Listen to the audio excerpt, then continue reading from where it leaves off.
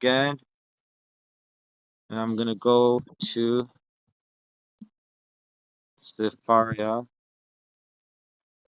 and here we are. I'm in Esther 1. Click on it, go to commentary, go to Rashi. I click on the Rashi that interests me from Hodu to Kush, open Rashi, and I click on this part of the Rashi that mentioned Gaza for the resources. I click Tanakh, I click Kings 1, or I can just click Tanakh to get all of them and scroll to the bottom to go to Kings 1. But Kings 1, I click on Kings 1 to open 1 Kings. And now that it's open, good. If you'll see in my recording later, or you can do it live with me right now. You click on Kings 1, everyone can go into Kings 1. How about, can you guys do that now? Can you click on it and get into Kings 1? If I'll tell you how you do it. If you open up Esther on Sefaria, and then you open up Rashi on Esther Sefaria 1, and then you open up the resources on the last Rashi where it mentions Gaza. If you click on that part where it says Gaza and you click on the resources there, it'll ask you if you want to open up all the resources on that verse. And if you, right, so, and it'll bring up all the places in Tanakh where this is mentioned. And one of them it's Gaza, is going to be the third option. It's going to be in Malachim, in Kings, in the book of Kings. Kings 1. So that's what I have in front of me. I have Kings 1, chapter 5, verse 4. And it says, Kihu Roda Bechol Ever Hanar, for he controlled the whole region west of the Euphrates, Mitifsach Vad Aza, from Tifsa until Gaza, Bechol Malche Ever Hanar. And he controlled all the kings west of the Euphrates. B'Shalem Hayalai Mikol Avarav Misaviv. And he had peace on all his borders round about. So who are we talking about, though? I don't know, but let's read the next verse just for context, and then we'll also read the previous verse. I'm saying the next verse first because I see the next verse is the last verse until you have that samach in brackets, which represents it's a closing of this portion. This portion is finished. So Vayeshev Yehuda v'Yisrael levetach ish tachas gafnoi v'sachas tenasai midan v'ad be'er sheva kol yimei shloimei. All the days of Solomon, Judah and Israel from Dan to Beersheba dwelt in safety, every family under its own vine and fig tree. And they dwell, I'm just going to translate it more loosely how it should be. Vayeshev Yehuda v'Yisrael levetach, and Yehuda and Yisrael were yeshev, they sat in serenity, in bitachon. Okay, wait, Joel. Yeah. I just want to, I know, in the Chabad Esther translation, they don't use the word Gaza. It's not, wait. I think they call it Medea. In which translation though? Because it's not, I don't know. Like if you go to Esther in Chabad, there's no word Gaza. It's not in like, Sefaria either. It's only in Rashi. Rashi is the one who brings in Gaza. Oh, okay. Do you see it? Interesting. All right. Well, I know Gaza is mentioned in the Tanakh. I know somewhere it's in there because I've seen it. It is. It's mentioned multiple times. But I don't know where it is. And other than what you're mentioning. Okay, I'm gonna have to investigate this. Gaza. It's Gaza is Genesis 10:19. It's within the Canaanite border. It's within the Canaanite borders, meaning it's what? It's within the land of Israel? Genesis 10:19. Genesis 10:19. Should we do that? Okay, I don't remember where Canaan was. It seems like Canaan was near Syria. Like, isn't that where Abram migrated into? I don't remember. I forget the area that it was called then. Anyway, I'm sorry, I'm tangential. Okay, no, I want to jump to the verse you're talking about. I want to jump to the verse you're talking about. But Genesis 10:19. Okay, so this is all Esther. Even the Hebrew is Rashi's commentary. That's what you're saying? Which Hebrew? Like it says Rashi on Esther. That's what we're looking at. Yes, The yes, Hebrew is not directly from the book of Esther. It's just no, commentary on. yes, yes, exactly. It's just a Well, commentary. okay, so Joshua 13:1-3 says Gaza remained uncaptured even when Joshua was an older man. Gaza is within Judah's promised borders. Joshua 15:20-47. But it So remained there are uncaptured. several allusions to Gaza, and maybe that's why. Huh? You said it remained uncaptured in the times of Joshua, even when he was elderly. That's what this is saying. I'm in Safaria, and I came up. It says Gaza in the Bible, and it gives you all the allusions to it, and maybe that's why Rasha alluded to it in Esther. That's really cool. Yeah, that's what we're trying to figure out. Why would Rashi allude to Gaza, and which Gaza is he alluding to, and why would he allude to it? Why does he bring in the words of Rashi, he said, and similarly, in middle while he's explaining how Achashverosh ruled from Hodu to Cush, and he had complete kingship, he brings in, and similarly, he brings in a similar verse. What's the similar verse? That's where Gaza comes in.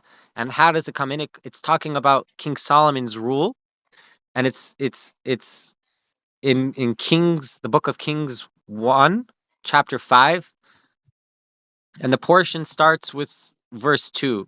Okay? I have it open in front of me. I'm going to share the link. I'm going to share the link to the group. How about that? I'll share the link to the group and everyone can click on it. If you can't find it with just like how I did it by clicking on the buttons and all that, you know, that's fine because I'll just share it to the group. I also sent some link about Gaza in the Bible to read at some point. You sent it to the group?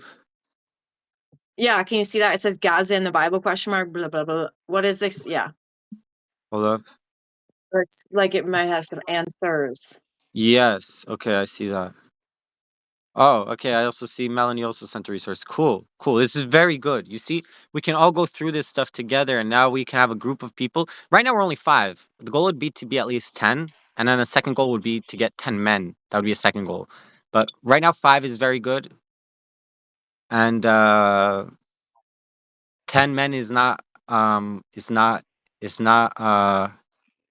racist or sexist thing, because I would say the next goal after 10 men would be to have 10 women opposite those 10 men. And just there's different goal points, you know. So right now I'm very happy with having 5 of us together. And the next goal that I would like to have is 10 of us all together. We could go through every resource, everything all together. We can all know we're on the same page, and we can eventually, the goal would be that we everyone in the group can read Hebrew on their own. That would be the ultimate goal, and we can all read the same text at the same time and like be on the same page and meditate on the same verses, you know, and understand it in Hebrew and talk about it in Hebrew. That would be the ultimate goal. Yeah. How do we get more people from your Facebook account? Yeah, I mean, everyone. I will announce it. I'm going to announce it on my Facebook, and you would as well. And would everyone do that? I don't know. It's a personal choice. Yeah, and also I'll post the videos. People will see the videos so they'll know that they can join. And everyone here on the group, if you want to add someone, let me know and I'll add you as an admin to the group, and then you can add anyone that's in your friends list. You can just add them. If you're an admin to the group, you can add people, anyone who's in your friends list, you can just add them to the group. So I only added whoever specifically said they want to be added. But if Okay, some well, I'll post your videos occasionally too. cool, thank you. This is gonna be awesome. Let's see Kings 1. The link I sent. Yes. Kings 1, 5, 3. All right, so Kings 1, chapter 5, verse 3. It says, Vayhi lechem shlomo liyom echad. And it was that the bread of Solomon for one day, and they translate Solomon's daily provisions consisted of, but I'm loosely translating it like literally. Vayehi, and it was lechem is bread, Shlomo is Solomon. So lechem Shlomo, you see, there's a line connecting it. The bread of Shlomo, like his daily sustenance. Liyom echad for one day. Day is a very mystical. It's not just one 24-hour period. Day is a very mystical concept. Each word is a mystical, very deep concept, but day specifically. Anyways, so what was his daily portion? Shloshim kor soles. Shloshim is 30. Kor is a measurement. Soles, I thought, is flour. They translate as semolina. I don't know what semolina is. Vishishim kor kamach. Oh, kamach is flour. So 60 portions, 60 kor of kamach. Kamach is flour. I thought maybe soles is like fine flour. What's semolina? Let's see what semolina is real quick on Google.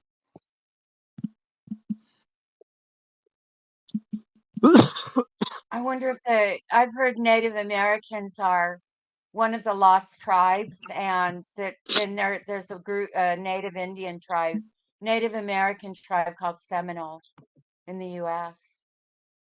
Huh. It seems to be, according to Google, like a coarsely milled durum wheat, some kind of wheat.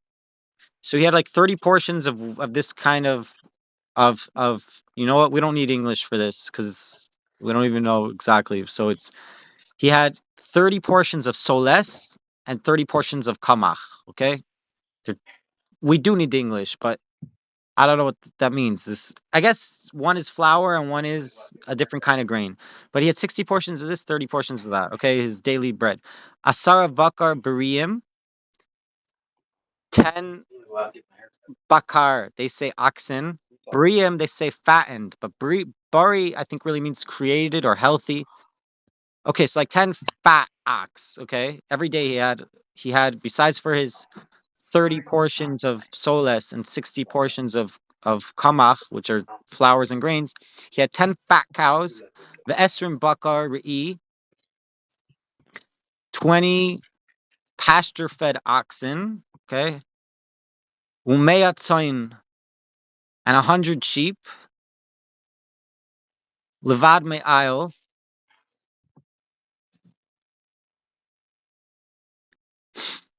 They translate it as 100 sheep and goats. How do they get sheep and goats? I guess tzon could be sheep and goats. Okay, and 100 flock. Tzon is really flock. So they say sheep and goats. 100 tzon. They say sheep and goats. Okay. Levad me'ayil tzvi. And this is besides for the deer and gazelles, v'yachmor, and the roebucks, uvarburim avusim, and fattened geese, and fatted geese. Okay, that's how they translate it. We're talking about King Solomon's daily allowance. Wow, from Hashem. Or what? I don't know. Yeah, this is King Solomon. King Solomon is the greatest mystic. Like everyone, like all the other side dark forces, spiritual, meditative, whatever, they all talk about King Solomon. Like, how did they get from King Solomon? Like, King Solomon is the secret. It's the key. It's like even in Kabbalah on our side and even on the other side, doesn't matter where you look for deep wisdom, it'll lead to King Solomon. Anyways, we're talking about his daily allowance from who? From who? From Hashem. This was his daily allowance from Hashem. This is what he every day had. Okay, and then it says, this is our verse. This is the context. I'm just bringing the context. This is what Rashi brought into the Megillah. Rashi, the great medieval commentary, brought to our verse in the book of Esther that was comparing the rulership of King Ahasuerus, who ruled over 127 provinces, as one. So Rashi says, hey, by the way, so too it's written about King Solomon. He ruled over Kihu rode bechol ever hanar mitifsach vad Aza. Because he ruled over the entire crossing of the Jordan, of the river, not of the Euphrates, I guess. He he ruled over the entire area that was across the river. Mitifsach viad Gaza, Aza. From Tifsach until Aza, which we're saying is Gaza, because that's how they translated here. It's Gaza. We want to know if it's the same Gaza, and we want to know all about it. B'chol malchei ever hanar. He ruled over all the kings that were across the river. V'shalem hayalei mikola avarav misaviv. And peace was upon him from all his borders round about, how they translated. Okay. So that's this resource. We wanted to look at, Melanie, you had two more resources, no places where Gaza was mentioned. Yeah, there's a Safaria post, and then Kim. There were two of us that posted the Yeah, allusions to I didn't read Gaza. it all. What? Kim, But yeah, didn't we have two she did. Bible verses, or was that the Bible verses are in the sheets that you put in the group? I see. I'm okay. I opened up your resource. It says Genesis 10:19. Gaza is within the Canaanite border. Uknan yalad es Sidon b'chari v'es Vesayavusi Vesamoi Vesagurgashi. This is the I just read the first two verses in Hebrew. I'll read the third. Vesachivi Vesariki. Sorry, Veshaarki Vesasini. Ves and the fourth. I'm just gonna read it until we get to our verse. I'll read all of it. Vesharvadi Veshatimari Vesachamasi Ve'achar Nafoitzu Mishpechois Hakinaani. Vayihi Gevul Hakinaani Mitzidon Boyacha Gerora Ad Aza. Boyacha Sedaima Va'amira Va'adma Utzrayim Ad Lasha. Okay. In English, Canaan begot Sidon. This it's so hard with their English. Okay. Canaan gave birth to Sidon, his firstborn, and this person Ches or Heth, as they translate it. Okay. And these are more nations and people that he gave birth to, I guess, this Canaan. And the Jebusites and Amorites, the Girgashites, the Hivites, the Arkites, the Sinites, the Arvadites, the Zemarites, the Hamathites. Afterward, the clans of the Canaanites spread out. The original Canaanite territory extended from Sidon as far as Gerar near Gaza. So Gerar is near Gaza. And then as far as Sodom and Gomorrah, Admah and Zebolah near Lasha. And then it shouldn't be, it's probably far away from Sodom, Gomorrah, Admah, Zeboim, and Lasha. So we know that Gaza is near Gerar. But it's mentioned here. That's what's significant. What's it mentioned in reference? Where are we? Gaza appears 18 places in Tanakh. This guy has 18 resource places where Gaza is mentioned in Tanakh. Are we going to go through 18 And places then right now? What guy? see Rashi at Joshua 10:41. See Rashi, the Gaza. Joshua conquered much of Israel right up to, but not including the Gaza border. That's very interesting. I definitely want to see that. How do um Joshua? It's under that Safari link I posted. The Right, I'm looking at it now on my screen, but I oh you can't click on it to to get there, I don't think. I think I have to open up Joshua by itself, which I'm going to do. But well Joshua the link 10:41. itself, it shows every single incident from in Kings, even Kings. Uh, it's just an entire page that you can open at that link. All right, I'm going to try to open up now Joshua 10:41 we said, right? Uh, okay, let me see. Oh, with the reference to Rashi. Yeah, that was. Joshua, Let me double check because I'm scrolling back and forth. Okay, Joshua 10:41.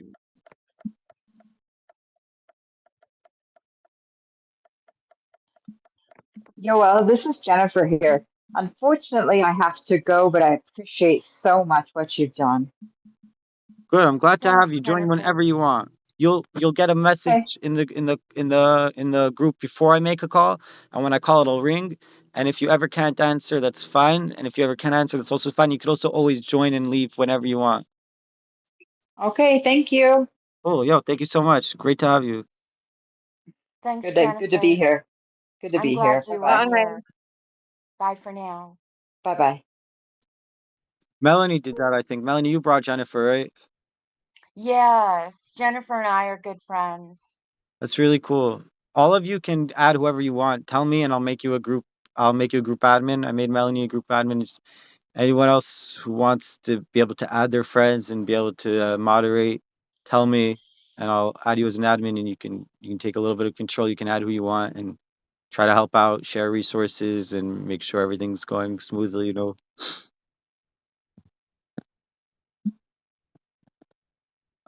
Okay, wait. Where are we in Joshua 10? Sorry, Joshua 10 what? 10:41. It is where it says see Rashi. All right.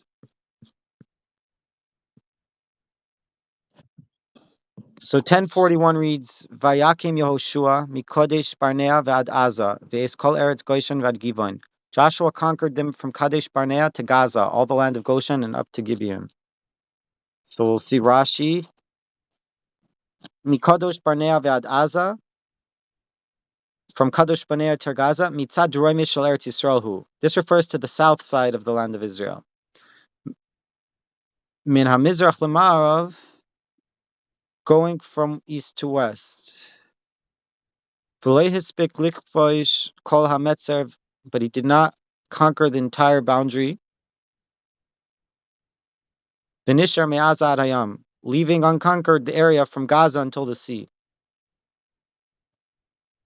This is what is stated below. This is the land that remained unconquered, the Gazites and the Ashdodites. Wow, Ashdod is next to Gaza. Yo, this totally makes sense. And who shamar lemata zois haaretz hanisheres ha'azasi v'ha'ashdodi v'goimer. It totally makes sense. Gaza and Ashdod are totally modern day. Ashdod is next to modern day Gaza. It's probably the Is same it Gaza. It's probably the same Ashdod.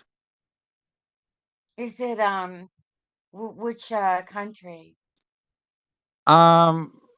Ashdod is a city in Israel. It's a settlement. It's very close to Gaza, and they get a lot of rockets. It's next to Ashkelon, and Okay. yeah, and Wow. I think that That's really amazing. it's incredible. We don't maybe take enough time to appreciate the fact that they actually have really, really top-notch science and archaeology and all that. And when the Israelis, as much as they're like working for Satan or Erev Rav or whoever, like I'm saying certain people who are not with the religious agenda. There are certain people in the government, in the ruling class there that are not with the Hashem and the Torah, right? So they're working for someone else. Even so, Hashem is using them and giving them incredible gifts to help us because they're able to identify for us ancient cities that we need to read about and know about in the Bible, and they named them accurately like 70 years ago, 80 years ago, when they made this country official. They said, okay, this is Gaza, this is Ashdod.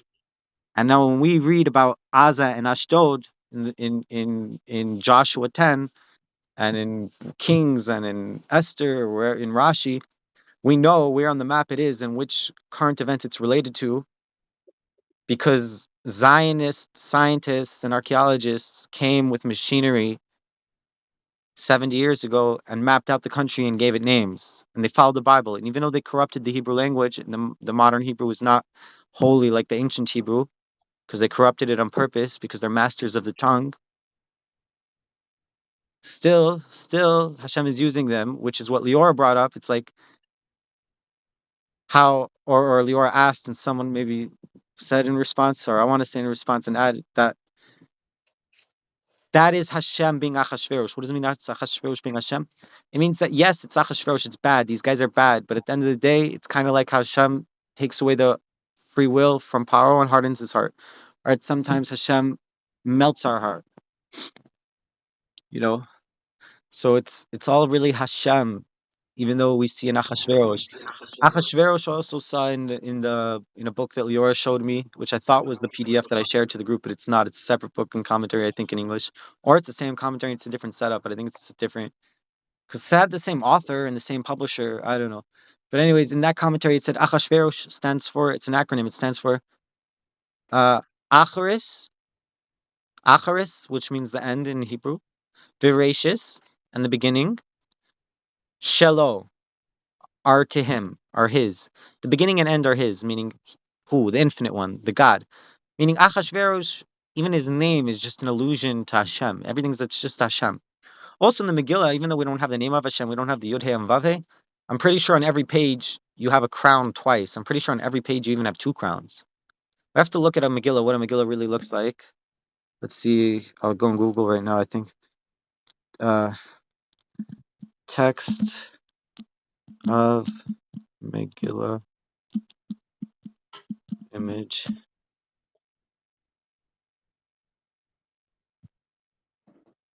Here I cannot see the crown. I'm looking at images of the Megillah and I do not see crowns.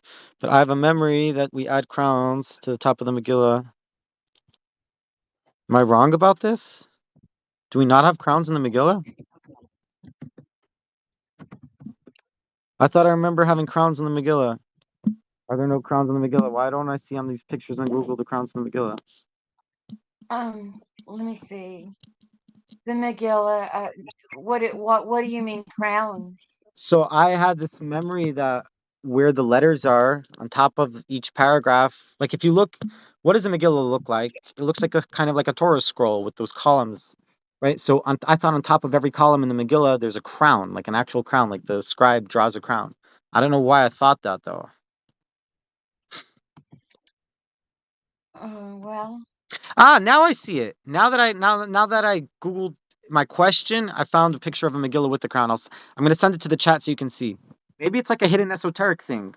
I don't know. I'm downloading the image as we speak. I'm gonna put it in the group, and you guys will all see exactly what I mean.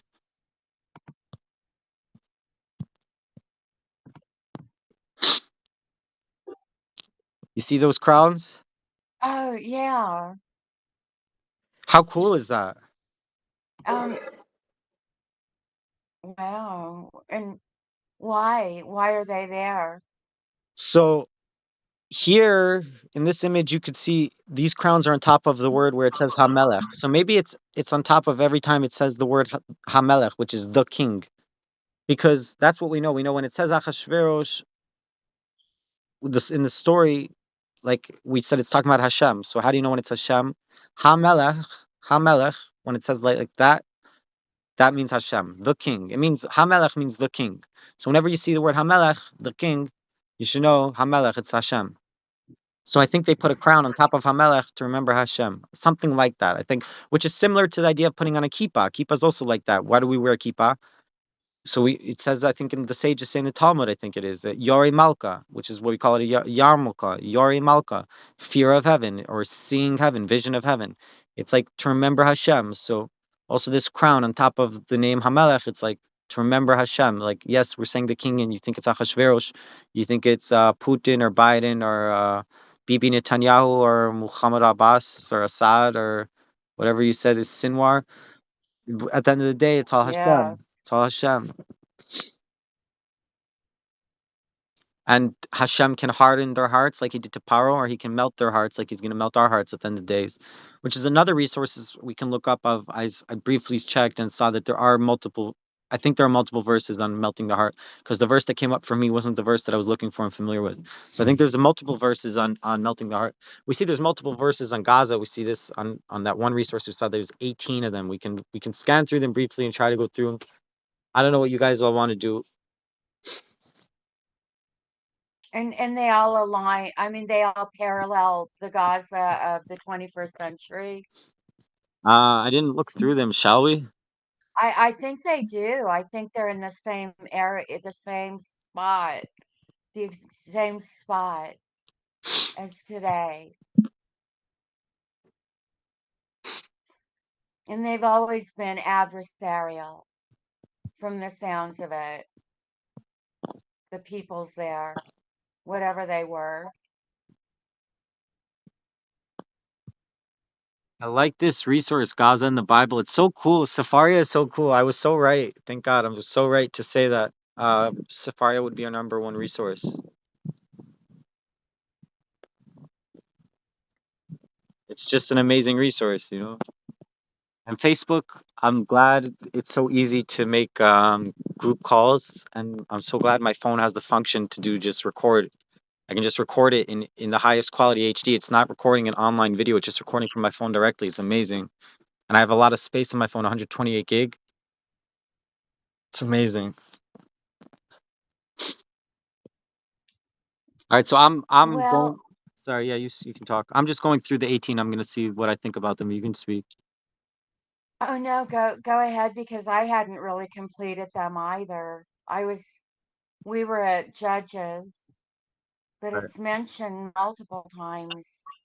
I just opened up the resource of those 18. We had the one we just read, right? Of Genesis 10:19. Gaza is within the Canaanite border, and we saw that Rashi said, well, that's gonna come up later, right? Okay, fine. Fine. So the second one is Deuteronomy 2:23. The Avim previously inhabited Gaza, but the Kaftorim wiped them out and settled in their place. Joshua 10:41. Joshua conquered much of Israel right up to, but not including the Gaza border. So that's so relevant to today. It's like we have everything, but we don't have the Gaza border. Like, how did that happen? Like, we have it, but we don't. It's very interesting. Who's Yehoshua that Yeshua represents the feminine. Why do I say that? He's the moon. Why do I say he's the moon? Because his teacher Moses is the sun. Moses' face shined like the sun. Moses' face shined so radiantly they couldn't even look at him. He had a mask. Moshe Rabbeinu, our Moses, our Wow. teacher, had a mask. They couldn't look at his face directly. His face shined like the sun.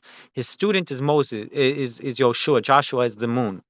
The moon has no light of her own, only that which the sun reflects. So that's the divine feminine receiving light from divine masculine. That's the student receiving from the teacher.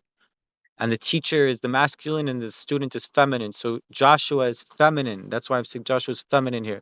What is feminine? I also know that we're headed into the year 6000. We're in 5789, or I don't know where 579. No, I don't know where we are. I don't even know where we are. 5783, 5. I have no idea what year. 578 something or 9 something, right? That means in like 200 and something years, 220 years about, 230 years, 200 between 220 to 30 years, we're in the year 6000. Why is that significant? Because when we did our first 1000 years, we were in the first sphere of the seven emotional spherot of or let's say Sunday, right? Yom Rishon, the first day, which is Chesed. From the year 1000 and onwards till the year 2000, we're in Monday or Yom Sheni, the second day, right? Which is Givura. Then you have Tiferes, then you have Netzach, then you have Hod, then you have Yesod, then you have Malchut. Malchut is the seventh. It's from the year 6000 until the year 7000. So we're almost in Malchut, the seventh one, which is significant because that's Shabbat and that's feminine. That's feminine, which is Yoshua. You know, Yoshua is feminine. That's Yoshua captures Israel up until Gaza.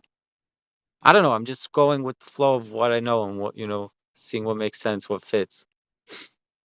Now it says in Joshua 15:20 that Gaza is within Judah's promised borders, and Judah is instructed to conquer the yet unconquered territory, including Gaza, and does so. Maybe Wow. that's what's happening now too. Yes, Judah is conquered to go out. The Lion of Judah is conquered to go out and get Gaza back, bring it back and make it Jewish.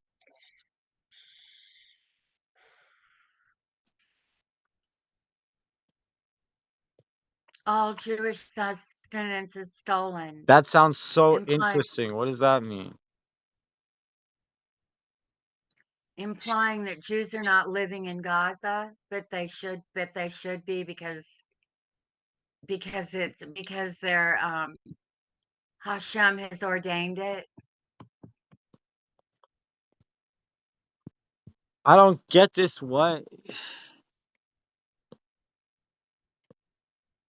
All Jewish. Okay, let's open that up. Yeah, Joshua 6:4. I'm just gonna share the text of What do I have it? No.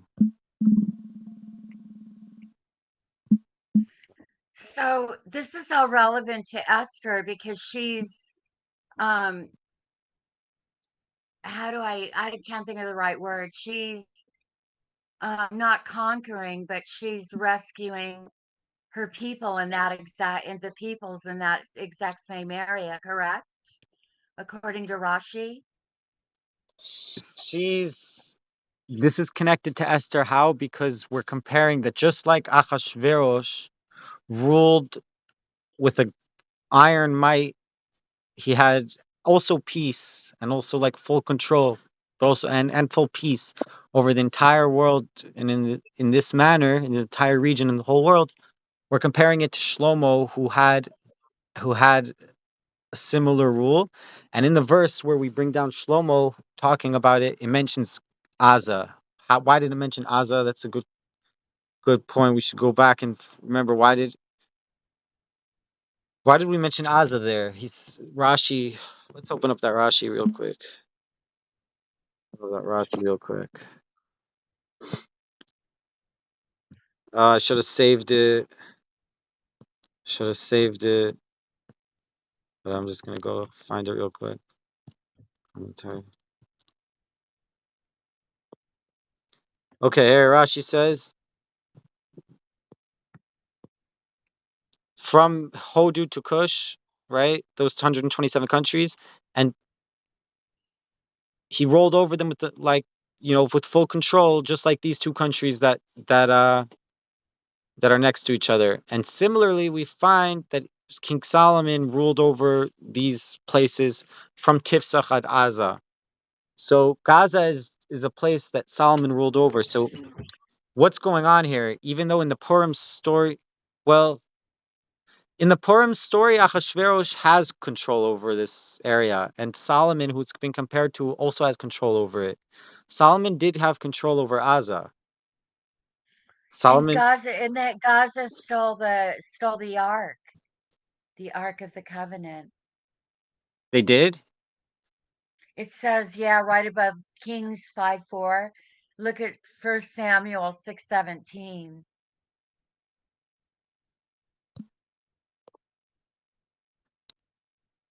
Wait, where is it? Under Judges between Judges 16:21 and 1 Kings 5:4. Do you want me to paste it to One the golden tribute is paid for Gaza for the crime of stealing Ark. Wow. So all along history, and it just repeats itself, Gaza is the issue. That's insane. It's insane. Now you can't think for a second that the people that are setting this up in the government don't know this. They know exactly what they're doing. They're they know exactly what they're doing. Maybe we haven't paid attention until now, but we need to start paying attention. And it's crazy how reading the Bible is opening up for us the world map. Like, who would have thought in 2024 what's going to open up the world map and teach us secrets about what's going on is the Bible of all books, uh well, I want to say Well, that I never knew they stole the Ark of the Covenant, and they still try to steal artifacts to this day. And then they destroy the artifacts. with King Solomon having control over Gaza, I think that's an illusion. Like, why? That's our question. What does Gaza have to do with anything? Why did Gaza appear to us in our class, in our Torah study of the book of Esther on the first verse? We opened up the first verse. We read the medieval commentary of Rashi, and one of the locations that's mentioned as a side note in comparison to the rulership that Achashverosh had, by comparing it to the rulership that King Solomon had, one of the places of King Solomon is Gaza. And we're like, what's the significance for us? And I think I just want to answer to say the key is that the King Solomon has control over Gaza. And though it looks like now we don't have control over Gaza, and we see that we are commanded to get control over Gaza, the secret of Purim is that Hashem, Achashverosh, has full, complete control over all the provinces, including Gaza, and it's all a mask, and it's just going to come off, and we're going to see that it's all Hashem. It's all Hashem. All these players, like you see on one side Gaza, on one side this, on one side that, it's really, really, really one united country, one united powers, and we don't see it. We don't see it. We see different countries. We see Russia, we see Ukraine, we see United States of America, we see Poland, we see Hungary, we see every country by itself. We don't realize that really, really, really there's a one world power behind it. There's a behind it, there's a one world power and government. There's an Achashverosh, but it's really, really, really, really, really, who is it? It's Hashem. It's Hashem. Behind all the masks and all the layers, behind no matter how deep you go, who's really, really controlling everything is Hashem. And that's going to be revealed to us, and that's the secret of Purim, that's the secret Amen. of the book of Esther. Exactly.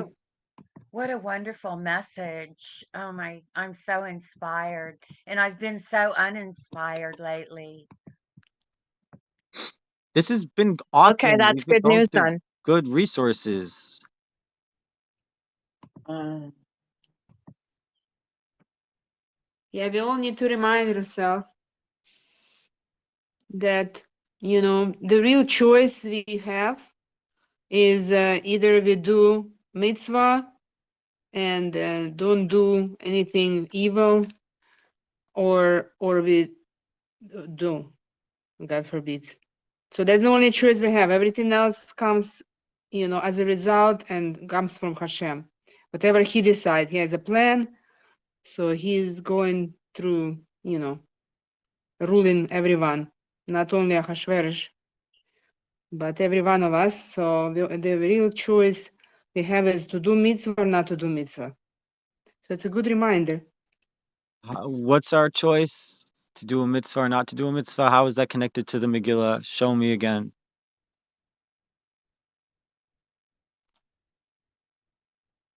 It's a general rule. It's not only connected to Megillah. It's connected to everything in this world. Hashem created the world, and he hide himself in this world, but we know where he's hiding. To learn about Hashem, we go to Torah, because that's where he's hiding, and that's where all the messages are. They're in the Torah, and the Torah tells what is good and what is not good, and depending what we're doing, that's everything's. I mean, it's not whatever we get is not only because we're doing something right or wrong. What I'm saying is this is the only choice we have. Everything else comes from Hashem.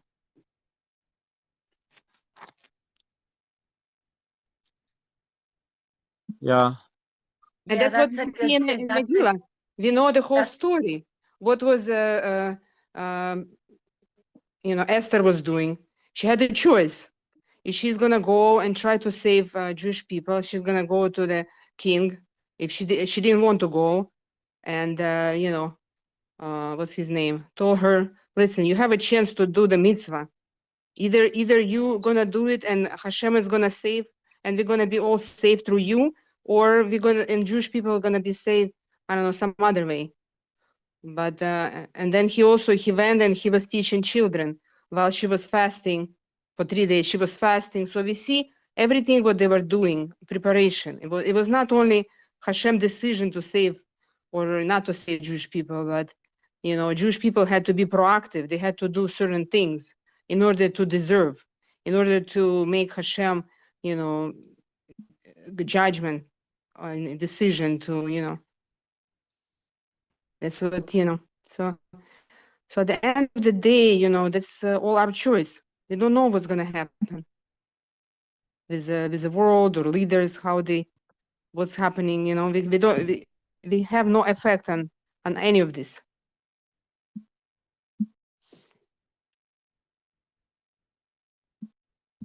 Okay. yeah. In general. So to be inspired, and it's inspiration because it's a reminding in this book that at the end of the day, Hashem rules the world. He rules everyone, anywhere it happens, and we don't know why it happens or, what's the reasoning behind it. We're not supposed to understand everything. We just need to rely on Hashem that He knows, and that's accept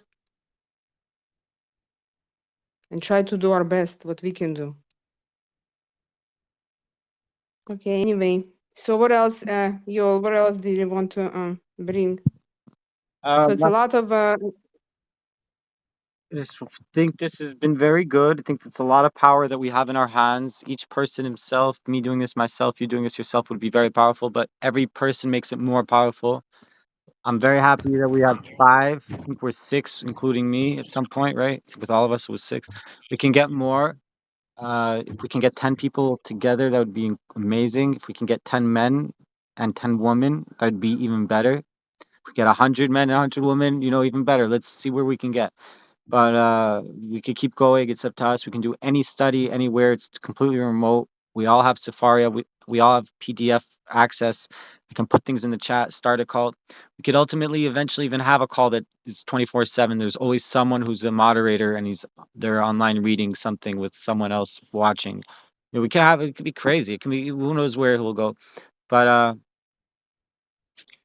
yeah, how is it gonna how often are we gonna do this? Anyone who wants, you can just put in the group chat, or you can message me directly, or you can just put in the group chat and press me to do it, and we'll do it.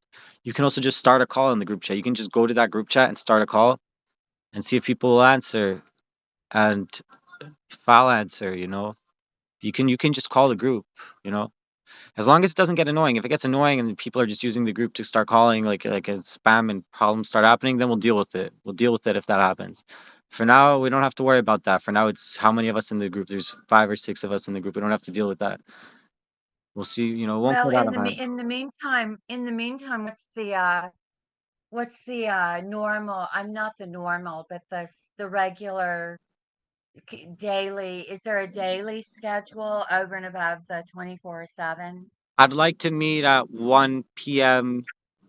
Florida time, 11 a.m. Colorado time, which is the same time. 11 a.m. in Colorado is 1 p.m. Florida, and it's 7 p.m. Israel. It's gonna change once Israel changes their clock. It's gonna be 8 p.m. Israel, but for now it's 7 p.m. Israel. So 7 p.m. Jerusalem, Tel Aviv, Gaza, whatever. 1 p.m. Florida, 11 a.m. Colorado. Mountain Standard Time. So, okay, so yeah, I can likely show up for that. Yeah, okay. Cool.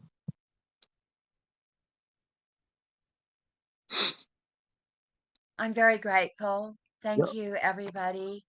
Leora, is that your name? Oh, she's on mute. Maybe she's Leora, I doing something. appreciate. Leora is Yeah. hosting me. Kim, Nice to hang with you guys.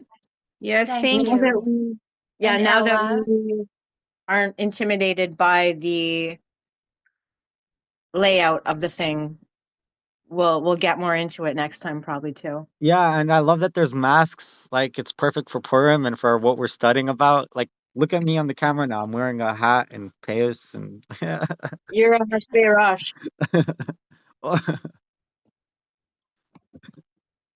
okay, well, I'll be back tomorrow. I hope to see everyone then. All right, And so I'll be Okay. posting. Okay, we'll And keep are you chatting. gonna post it? Oh, I'm sorry. yeah, Everyone stay in has a good touch day. on the group chat. Um, but I'm into your Facebook account. Are you posting anything? Yeah, I'm gonna put 2 videos. One is currently being recorded and one was previously recorded. I'll put them both in this chat. I'll first put them both in this chat and then Mhm. we can all go over it. I'll give you guys like an hour or two to go over it maybe. And then Well, I later in the want to evening we'll... share it. I'd like to share it, at my account as Okay. a I don't know if you can do that though with your recording So and I'll just put it straight up on my page. I'll put it on my page first or in a group first and then mhm. share it to my page. I'll figure it out. And then I'll also put it in the chat so you have a private video you can send. So if you don't have to send the link, you can actually send the video itself. I'll do So whatever I can, so is whatever it the technology allows. okay? And is this week's schedule about Esther? I wanted it to be. I think it's appropriate for the times. It's relevant. I really wanted to study Zohar also, but I couldn't Oh, find cool. Zohar on Esther, and I'm wondering if it doesn't exist or if there's only like collected writings, like it's a little bit here and a little bit there, and you have to find like someone who collected them all together and put them in one book. I don't know. So maybe we'll try to get more Kabbalistic and try to explore different Kabbalistic writings on Esther. But yes, I want it to be until Purim rolls around and themed around Esther. And then after Purim, we're gonna have Passover. So we'll be focused on Passover, you know? Yes. Well, I found a daily Zohar that the scroll of Esther. Well, but that's the daily Zohar. Never mind. Wait, they have Zohar in there on Esther? No, it's just a site called the Daily Zohar. So, um, it has the scroll of Esther there, but I'll see if I can find something and I'll let you know Yeah, if they have Esther in and it the has in the Zohar, it would be actual cool. yeah, in the actual Zohar. So, okay, thank you, everyone. Okay, thank you guys. Talk soon. All right, y'all. Bye for now. Bye for Bye. now. Bye. Everyone is welcome to let themselves out and let themselves in as they want. I'm gonna keep recording for a minute and just say that uh, besides the Zohar, if you don't have Zohar on a book, what do you do? If you want to get super esoteric and mystical on a book, like the Book of Esther, and you don't have Zohar, so what do you do? Well, there's also Midrash. There's Midrash Rabbah, Midrash this, Midrash that. There's different Midrashim which are collected expositions, expoundings, teachings, homiletic, whatever, homilies, esoteric teachings and stories from this Jewish sages of 2,000 plus years ago. So, like dating back to 3,000, 6,000 years ago, before creation even, ancient wisdom that was brought down to us. So we're going to try to find Zohar on Esther, but even without Zohar on Esther, we have Zohar with we have Zohar with Midrash. Is what I'm trying to say.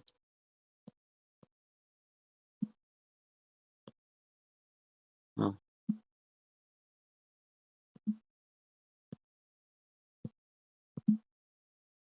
How do I do not this effects? But how do I do? Like before, I was able to raise my hand and like. Nice, nice. Thanks for showing me that you're there, baby. Yeah, this I do a heart. Cool. All right. Oh, when I have a heart, my my face. We'll figure out all the things. Anyone who wants to join the calls in the future, let me know. Send me a message and I'll add you to the group chat. As long as you behave and you're respectful, no problem. Anyways, lots of love, y'all. Pieces. Thanks for being a part of this. It's been epic. I love it. Shabbos. Thank you, Hashem.